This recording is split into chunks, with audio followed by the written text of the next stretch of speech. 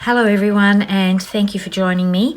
I'm going to do some watercolouring today using this So Tweet stamp set. I have the stamp set and I also have the thin cuts. You can buy the stamp set on its own, but I love having the thin cuts just to make everything so much quicker.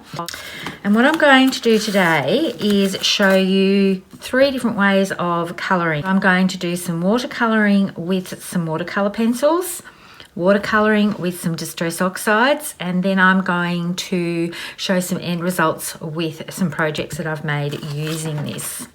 I have shown colouring using this stamp set before, using the tri-blend markers that we have, and I'll link to that video at the end of this video, and that gives quite a rich depth to the image. So I wanted to show you how I quickly do watercolouring. I am not an expert at watercolouring at all. I just try and give it my best shot. And with the watercolour pencils, you can achieve a much softer look. But I do like to layer the images a little bit and bring in some colour. And I'm just starting off with an orange pencil and laying some colour down. Now you don't have to be totally perfect with this because we are going to blend this out with a water brush. And for this, I'm just using our White Daisy cardstock. I want the beak to be a little bit more solid, so I'm pressing quite heavily there. But I'm just going around where I think the shading might be with the orange. And then I'm going to bring in a yellow and put down a little bit more of that colour.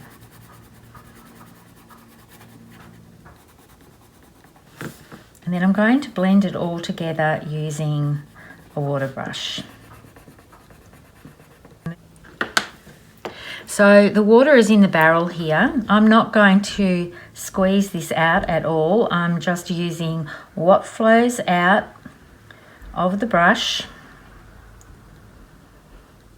and moving the colour around. Now when I think I've got a bit too much on there, I just wipe it off onto some paper towel and then go back in again. So you can see how I'm moving this orange colour around just to bleed it out a little bit.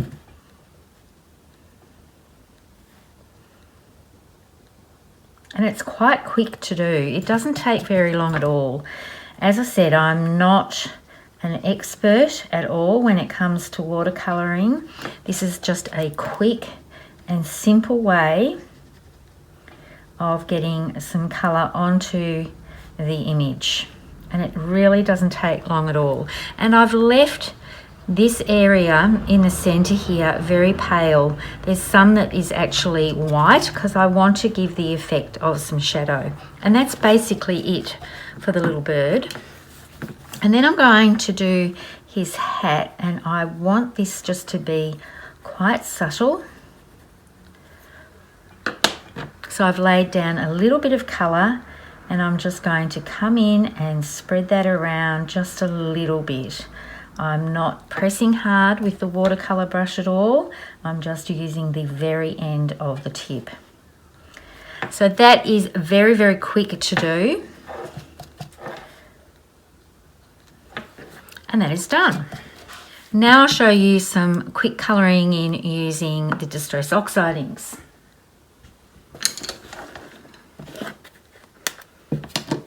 I'm going to smush this down onto my all-purpose mat, and once again I'm using the orange. So in this case I'm using the Spice Marmalade, and I'm just going around the edge. And this is giving more definition to the edge. And once again I am using our White Daisy cardstock and just wiping it off a little bit when I think there's too much water flowing, and adding a bit more colour.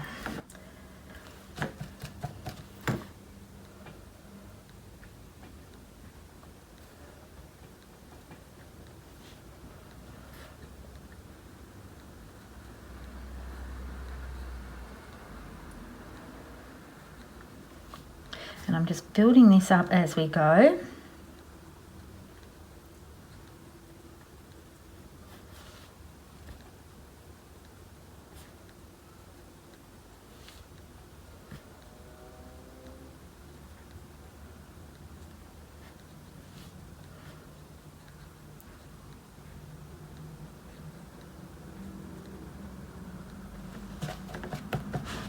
And then I'll come in with the mustard seed and I'll smush some of that down.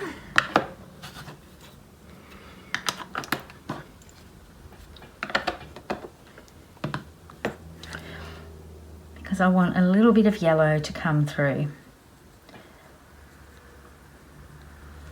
And this gives a more vibrant look than a watercolour pencil, but you still get, with this and using the white daisy, some splotching happening, which is quite good when you're doing a character. And if you put too much on there, you can add more water to try and dull that down. And you can see that I've put a bit too much there,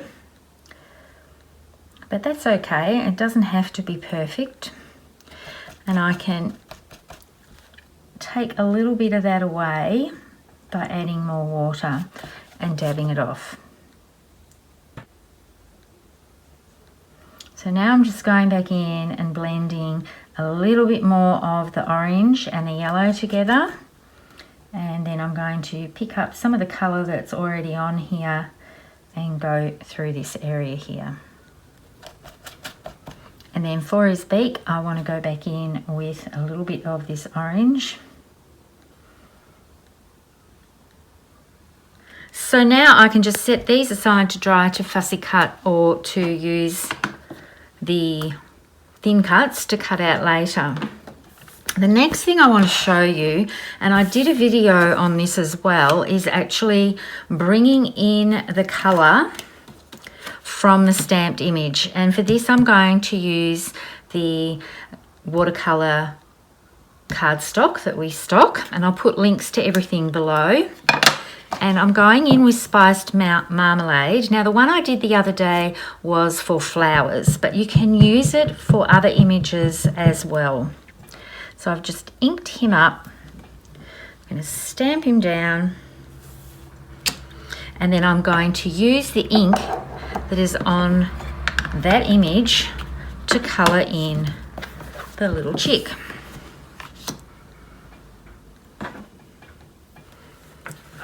So I can pick up, and you can see how that is coming in.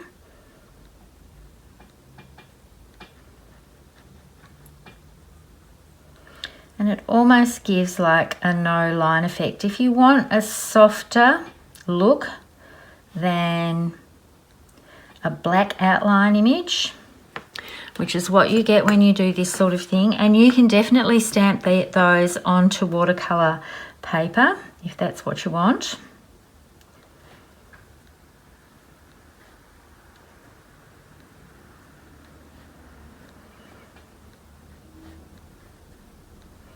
But you can see this hasn't buckled very much at all, but it does need to set aside to dry.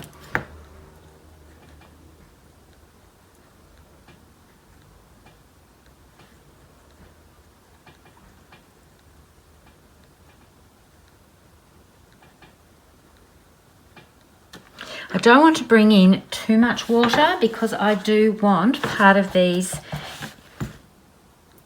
lines and strokes and things to stay. I shouldn't have cleaned up my mat because I want to use a little bit of yellow. So I'm just getting the mustard seed. And I'm going to swirl that around a bit. I might even just add a little bit of water to water it down. I'll just do a little test down here.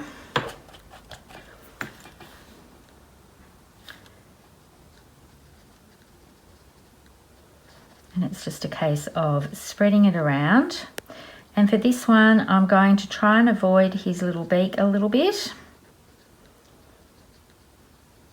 And then with his beak, I'm going to dab that off. I want a little tiny bit of spiced marmalade.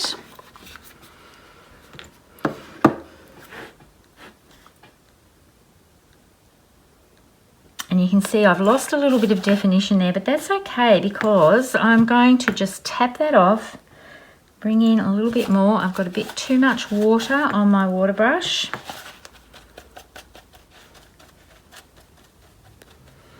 And he's done. Oh no, he's not. I lied.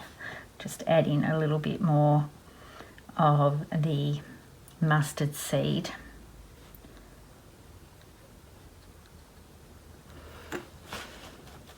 And if I want to shadow this even more, I can come back in, and usually you wait until it's dry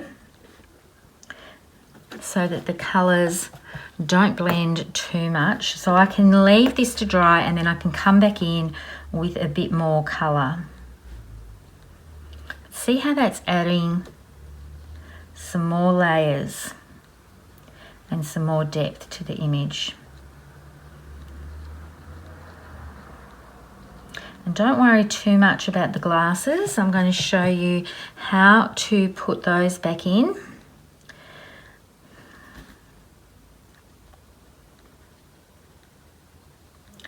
But with the watercolour paper, it's a little bit more forgiving, or much more forgiving, when you want to add more and more colour. You couldn't really do this with the White Daisy ink because that would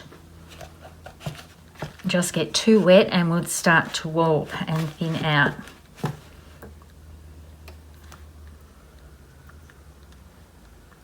Or with a bit more mustard seed.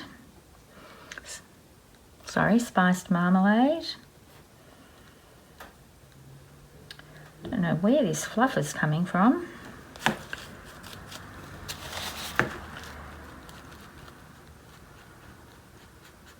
I can just pick that up.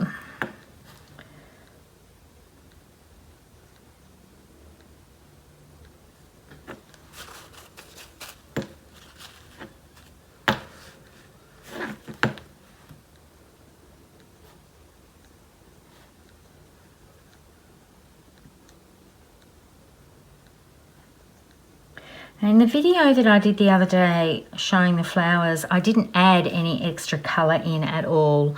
I just picked up what was on the edge of the stamped image and used that. I'll get rid of that bit. But this one, I'm adding more colour to give more depth. Now, what I would do now is set this aside to dry. And then I would come back in like I have on this example here. This one has been dry for quite some time, and I've used one of our journaling pens, the 0.03, and I've just followed the outline. So you don't want these to bleed out too much. That's why the light part is in the center here, so I can follow this around with the journaling pen. So I'm going to do that with his little beak, which was why I didn't worry too much when that was all merging into one piece. But I'm leaving his body and everything as the outlined colour from the inked image, and that gives a really subtle look, and I quite like how that looks. With the little chicks, I've made some tags with them, and you can see I've got some pattern very subtly put on the background and just used some zip strips. So I'll just show you quickly how I achieved the colour. I'm going to use Nectarine. Now I do have the mini blending tools, but I do have these brushes, and I really like these for using with the CTMH inks. And these stencils are part of the 12 by 12 packs, but one sheet of them has 9 smaller designs, so I've just cut those up so that I can use them for smaller projects. So I'm going to tap off a little bit, and then I'm just going to go in. I don't want to cover the whole entire tag. As long as, I don't need to tape this down, as long as I'm holding with my fingers part of the tag and the stencil, because it's only a small area. And I can peel that back and have a look at what I've got. And I'm purposefully not going to the edges. I'm leaving white space in part of the edges so that it looks like it blends out quite subtly, and I really love how that looks.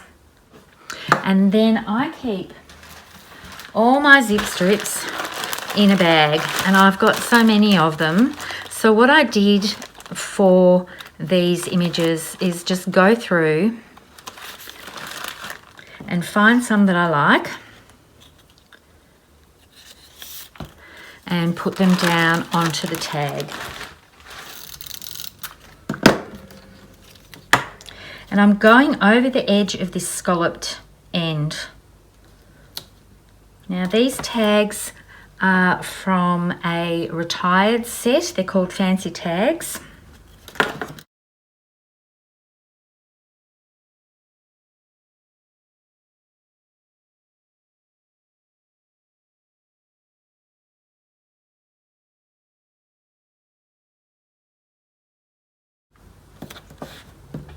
And then I can just flip that over,